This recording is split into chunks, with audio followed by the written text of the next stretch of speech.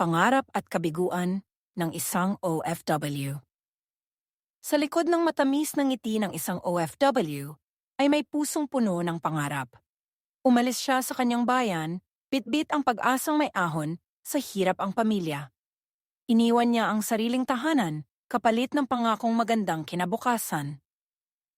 Sa bawat araw na lumilipas, tiniis niya ang lungkot, pagod at pangungulila kapalit ng dolyar na inaasahang makatutulong sa mga mahal sa buhay.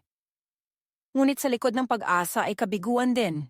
Maraming OFW ang nakakaranas ng hindi patas na trato, mababang sahod, abuso, o kaya'y biglaang pagkawala ng trabaho. Hindi lahat ng sakripisyo ay nauuwi sa tagumpay. May mga umuuwi na walang ipon, walang trabaho, at sirang pangarap. Masakit pero totoo. Gayunpaman, hindi matatawaran ang tibay ng isang OFW.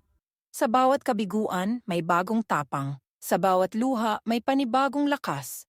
Sila ang modernong bayani, hindi lang dahil sa perang padala, kundi dahil sa pusong handang magsakripisyo. Muli at muli, para sa pamilyang iniwan. Pero kailanmay, hindi kinalimutan. Kung nagustuhan mo ang video, huwag kalimutang mag-comment, mag-like, share, at subscribe.